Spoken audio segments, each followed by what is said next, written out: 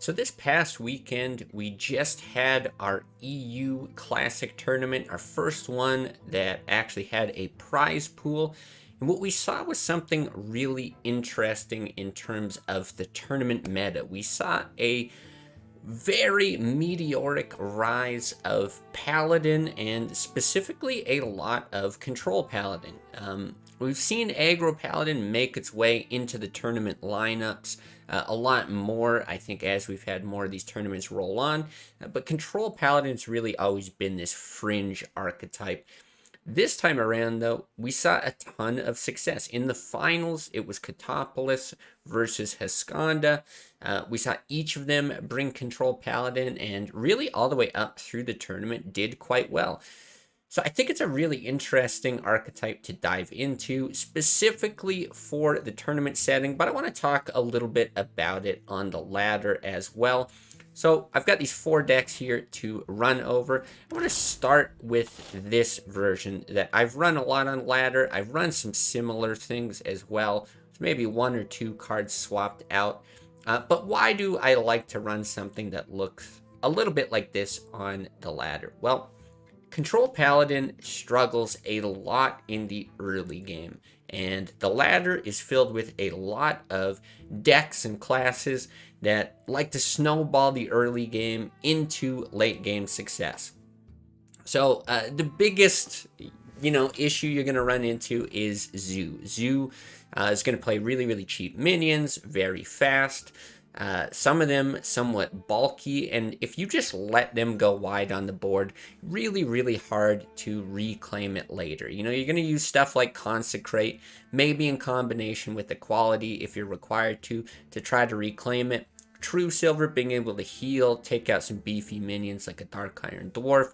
It's also very good at prolonging the game, and then hopefully you can get up to some of your taunts, your heals later. But it's very difficult to do that without a lot of this early game help. So this deck goes really far into that. It says, okay, double Doomsayer. If you get this early in the game, I'm plopping it down on 2. Force people to trade into it as a way to mitigate damage to your face, or you're able to take out 1 or 2 things, maybe stall the board for a turn, don't let them play cards. Humility absolutely slows down their ability to build a board that goes out of control. Anything you hit with Humility can obviously be targeted by the Kodo, but it's also great if you're just going to bop it with a True Silver, or if you're able to get down something like an Aldor, an Earthen Ring Farseer, maybe it survives the trade as well. Then you've got Wild Pyromancer, which can combo with it. Holy Light is going to heal to, again, hopefully get you into that late game. And that's really where Paladin succeeds, partially because of the cards that it's got. Tyrion, extremely good. You're able to get heals. Avenging Wrath may be a way of, again, kind of reclaiming that board. But most of their late game value comes from their hero power. Just being able to spawn 1/1 Silverhand recruits again and again in those matchups that go longer, you get so much value. They demand attention, and that's why a deck like this, it does very well against something like Control Warrior. Control Warrior, it's not a super burstable deck. Yes, it's got this, Alex into Grom combo, but usually you can heal up above that. Keep spamming your Silverhand recruits, and eventually they just get so much value. You can chip down their armor, chip down their health, and then 1 or 2 other kind of things on the high end. It's able to get you enough value to just win the game. So on ladder, I think this kind of strategy, going hard early, almost a requirement for Paladin, especially if you're seeing Zoo, but really if you're seeing anything, Face Hunter, sometimes even Shaman, if it's like a more aggressive mid-range or one of those hybrid aggro mid-range decks, you're just going to need some sort of presence, and you can opt for things like Worgen Infiltrator or something like that instead, some Argent Squires. It's another way to get early game presence, and you can combo that with some different cards. This is just one way of handling that. But that's on ladder. That's usually the kind of form of Paladin that we see on ladder.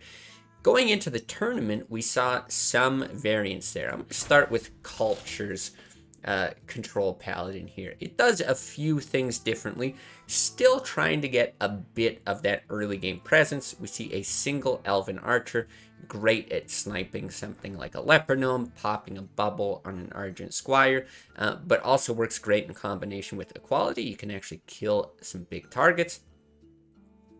Again, humility in combination with Wild Pyromancer. We see a single Brewmaster, something I've seen put into Paladin. I'm not a huge fan of this. It's a fun card. I don't see a ton of value from it, but you can use it in combination with things like the Black Knight, sometimes the Guardian of Kings, to get some very powerful late game battle cries again. But I've even seen it used just to like heal up some of these minions. It's less about the battle cry, more about the fact that it's going to get healed up in the late game, which is what you're hoping to do. But it's a little less heavy on the early game presence, right? We don't see the Doomsayers. It's only a single copy of Holy Light. We see one Harvest Golem in here instead of the Farseers.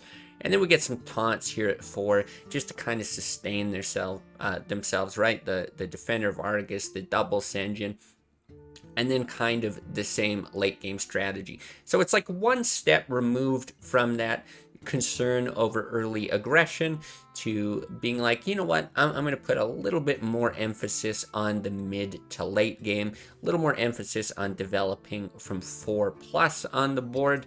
And hopefully that'll help in some of the longer matchups. I think against mid-range, especially something like Shaman, which has a very strong tournament presence, there's a little bit more value in there. But then getting into KOTOPOULOS' control Paladin, well, he goes, I'm going to throw all of that away. I don't care about humilities, doomsayers. I've got a single Ironbeak Owl here on 2, which I'm probably not going to play on 2. I've got Pyromancers if I really need it for like an equality combo, but then I'm getting greedy. I'm getting card draw on 3. We'll start to establish a little bit of, again, that mid-range board presence with the Golems and Defender of Argus, but not even a ton of targets for Argus. Usually if you're running this, you're running like Argent Squires, again, maybe Worgens, or there's some sort of early game package. But this probably isn't something you're playing right on 4. This is going to come later in the game, and I think this is what we saw from KOTOPOULOS. 8 mana, right?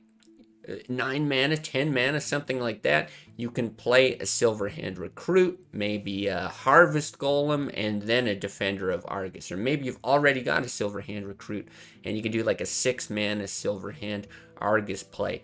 And you build up these really strong late game boards. Faceless, great on some of your own minions, your Sylvanas, your Tyrion if you can make it happen. Great on a lot of other minions that are going to be playing more control style, so lots of good druid targets, lots of good warrior targets. Even in the handlock matchup, there would be lots of good targets, although we didn't really see any of that. So instead saying, well, in a tournament format, I'm going to ignore the early game and play for the mid to late game. And this is a really cool thing that I want to highlight, because you have the ability to ban a single class selection in the tournaments that we've been running. So if you're really worried about your opponent, again, open deck lists, having something like Zoo, it's a strong deck. You could just go ahead and ban it and cater your builds towards more of, mid-range Shaman it could deal with a little bit better, or later game control warriors. This is going to do extremely well against. And now, you're able to run the greedier side of Paladin.